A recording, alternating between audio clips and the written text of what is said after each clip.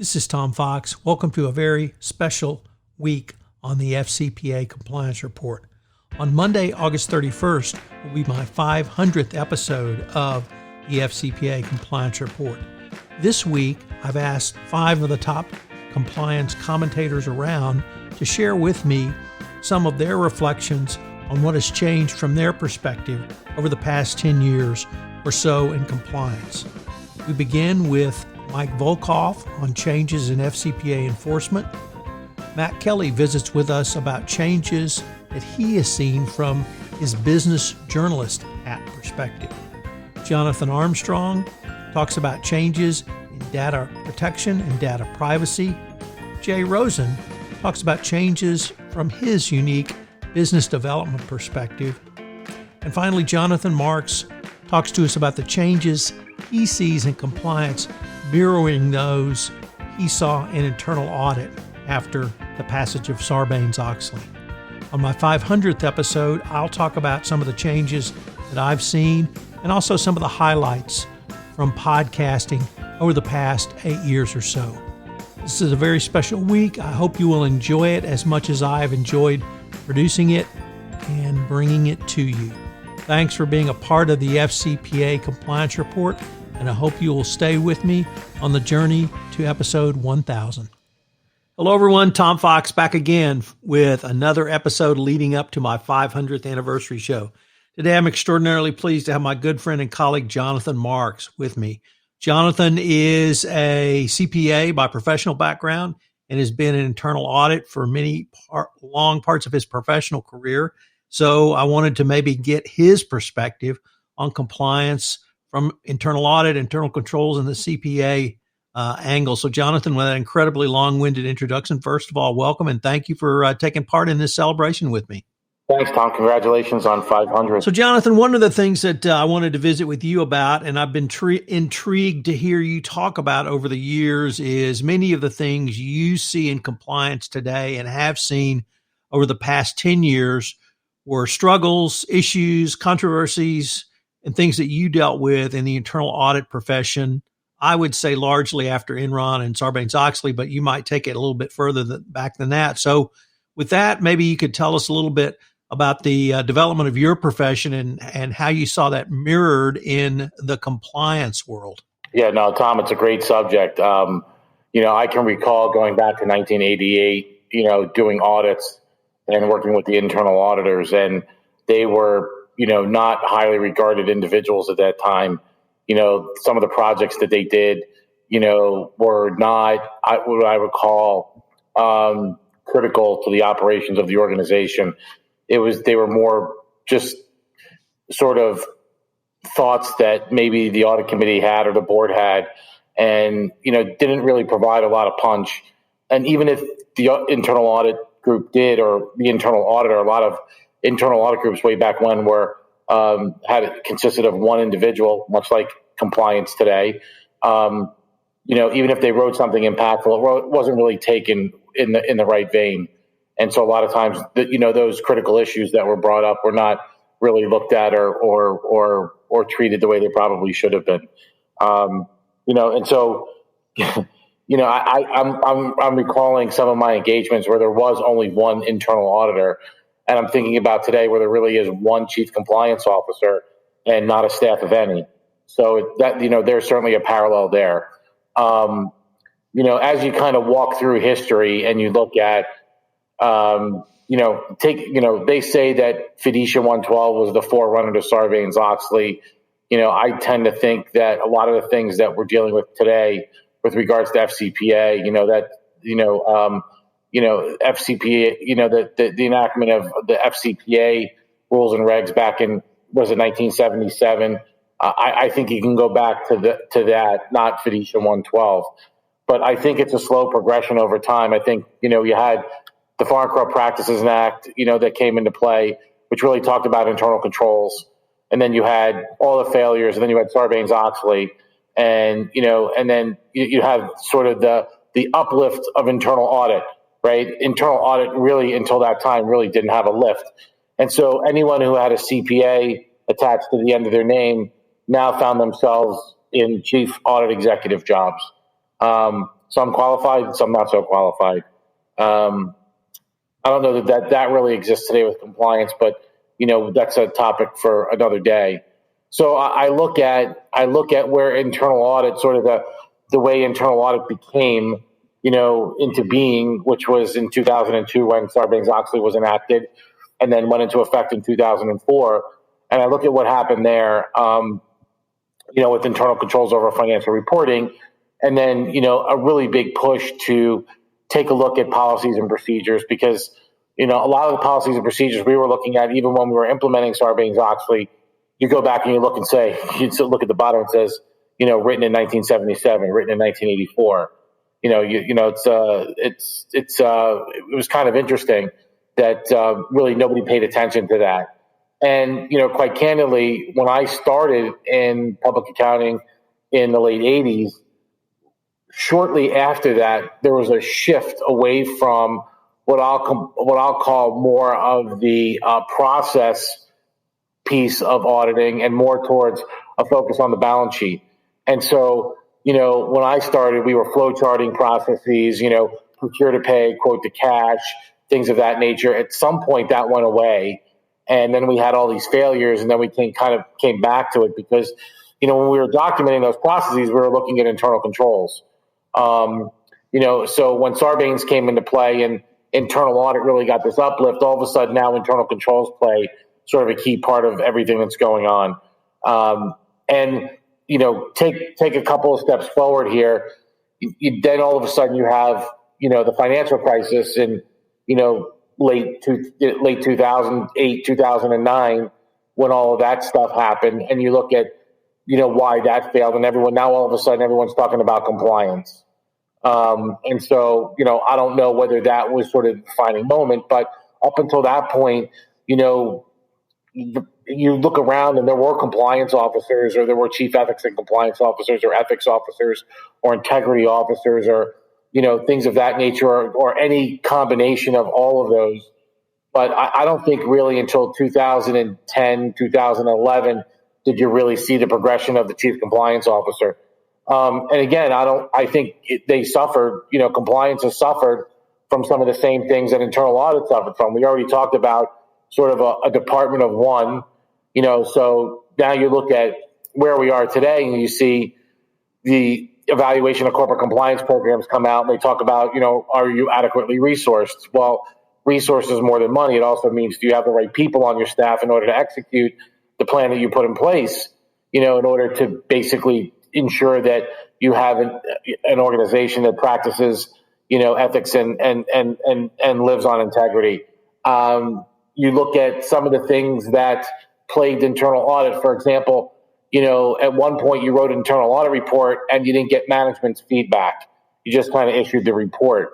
At some point that all changed, and then all of a sudden it was a big deal to get management's feedback on the internal audit report. So now you look at the evaluation of corporate compliance, the ECCP that have just come out in the past couple of years, the revision recently, and you talk about lessons learned and feedback and things of that nature. We talk about internal audit, and there was a big, huge push probably about 6 or 7 years ago to do data analytics. And people didn't understand it then, and I don't think they understand it today. However, I think what's happening today is that because we live in a data-driven world, which didn't exist back then, it's a little bit different, but I think the thinking here is that there's a lot of data out there that tells a story, and you need to figure out how to get into that story and see whether it makes sense or not. And so we manifest ourselves to a more business intelligent enterprise. Internal audit had those same struggles when they try to use data analytics for some of the testing that they were doing. Some of the more progressive shops implemented it quickly. They used ACL or IDEA or something else. Today, there's a whole bunch of tools, including, Tableau and some other things that you can use. So I think from an overall perspective, if you take a look at where internal audit was and where they are today, and then you take a look at where compliance was and where they are today, there's a lot of parallels to be drawn. So it's kind of interesting to me. You are one of the few people I know who actually draws or looks at Sarbanes-Oxley and draws inspiration from the original formulation of the FCPA back in 1977 around internal controls in the accounting provisions. And I find it really interesting if, assuming with that inspiration in Sarbanes-Oxley, and then there's one school of thought that the explosion of growth in FCPA cases came from the Sarbanes-Oxley reporting requirement and management being required to certify effective internal controls and self-disclosing. There are other theories as to why there was an explosion as well, but that certainly would be a very interesting way to tie our two professions together. But you said a couple of other things I wanted to maybe pick up on. And one was professionalism. And you accurately, I think, talked about the need, or how the Department of Justice has talked about resourcing of a compliance function. But they've also, starting with the FCPA corporate enforcement policy and the evaluation of corporate compliance programs, talked about professionalism. And I think the way you phrased it was having the right people in compliance. Is that professionalism discussion, is that something that the internal audit profession had as well?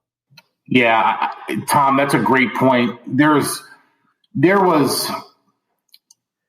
a void of talent when Sarbanes was passed. And what I mean by that is that the skill sets that CPAs had at that point were not, as I mentioned before, focused on internal controls or processes. So one of the things that internal audit has started to do was to take a look at their skills matrix within their organization. And I mean the internal audit organization. Do they have the right mix of people and the right talent, the right professionals to helping them support, their mission and execute on their audit plans? I think that's, when we talk about resources today for compliance, I think it's the same thing. Like I said, I think it's more than money. I think it's talent and skill.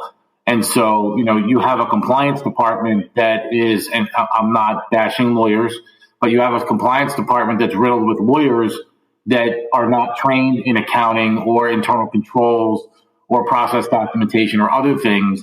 That might not be the most optimal thing. And I'm wondering, I don't know that I've seen a little bit of it, in some of the deferred prosecution and non-prosecution agreements, sort of the mention of internal audit and the mention of skills and whatever. I'm just wondering whether that's the path that we're headed down, today with regards to compliance. I'm wondering when, you're going to see, some type of writing from the DOJ where they start to talk about, and maybe you know better than I, where they really do pick apart the compliance function for not having the right resources.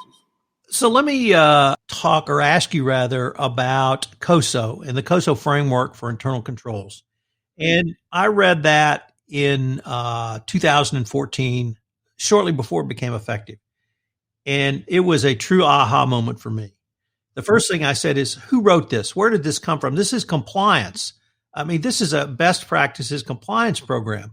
Well, people in internal audit have been apparently saying that for quite some time, and COSO articulated that in the 2013 internal controls framework.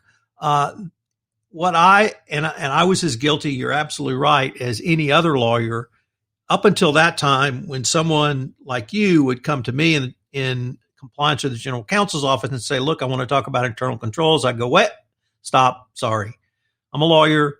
I do cool stuff. Internal controls, that's those people. And I would point down the hall, whoever those people are. Don't bother me with controls. Well, that was dead wrong. And it took me a while to get there, but I did. And so when I started talking about internal controls at conferences, you could tell the lawyers in the room, because they immediately, their eyes rolled into the back of their head and or they went to sleep. And then the internal auditor types were going, yeah, rock on. So have we seen, or I guess I say all that as a way to introduce the question, do you now see lawyers either in the general counsel's office or more importantly in the compliance function are more understanding and more receptive when you go in to talk to them about your findings around internal controls, your findings in a gap analysis, or utilizing the COSO framework to test their compliance program? I think for the most part, yes. I mean, I see, there's more robust dialogue now, and I think there's more sensitivity around the design of controls and how they're effective and how we're monitoring them going forward, and accountability sure comes into play here as well.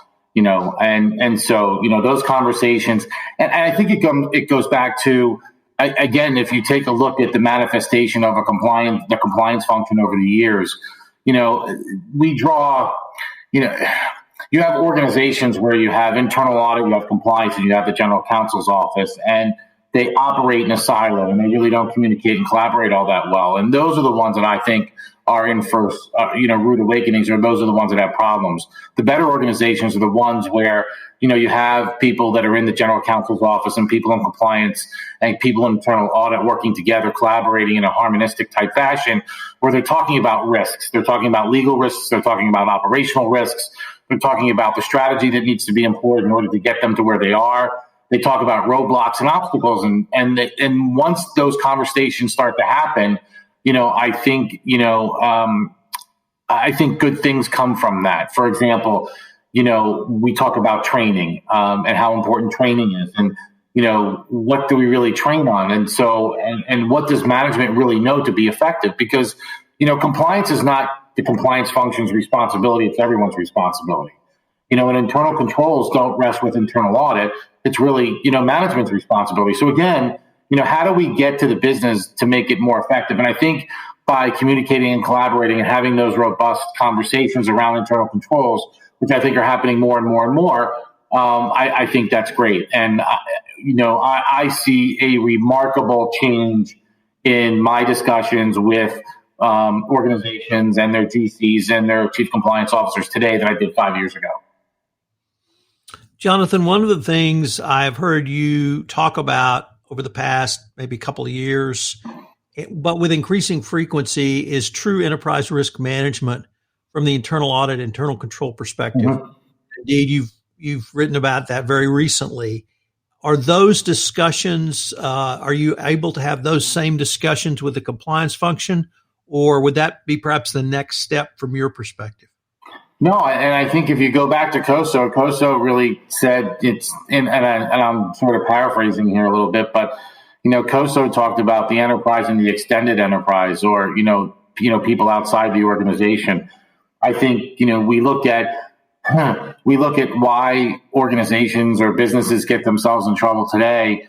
A lot of it emanates outside the organization with third parties. So I do think that when you look at what COSO is trying to do, and I really do commend them. And I had an opportunity to chit chat with Paul Sable not too long ago. We presented together in New Jersey, and I think there's always been a real push and a movement towards enterprise-wide risk management. The writings and the points of focus and the way the ERM program really does come together. I think what they're really driving towards is more enterprise-wide risk management. And that does involve, again, it's more than internal audit. It involves other parts of the business as well if it's going to be enterprise-wide. So you take a look at risks, and you take a look at how we evaluate risks or identify risks. And, again, having all of those players work harmoniously throughout the organization, where it's compliance, internal audit, legal, certain sectors of the business, and within the operations. I think that's ultra critical today because risks are changing. They're changing rapidly. We're in a tumultuous environment to some degree. Some people are still going through their crisis management plan and their business continuity mode, and they're trying to survive. And new and emerging risks happen every single day. And unless we understand what those things are from an enterprise perspective, I think that certainly leaves the opportunity for bad things to happen. And again, I think that's what we're talking about. We're talking about becoming a more business intelligent type of an organization, using data effectively. But I don't want to get caught up on the data. I also want to, I really, when I talk about being a business intelligent organization, I'm talking about one where there are no silos, and silos are broken down. There are no lines. Everyone is really, they're functioning as one. Yes, they are separate, but they're functioning as one. And I'm talking about proper monitoring at the proper levels as well, and proper accountability. So, yeah, Tom, it's a great point. It's a great question, and I think it can only get better. Jonathan, when you read the 2020 update to the evaluation of corporate compliance programs, You had one of the most prescient comments I believe I've heard around that document, and it was along the lines of the following: business intelligence comes to compliance. And why did you see that document as really the first time I heard you talk about compliance meeting or coming to business intelligence?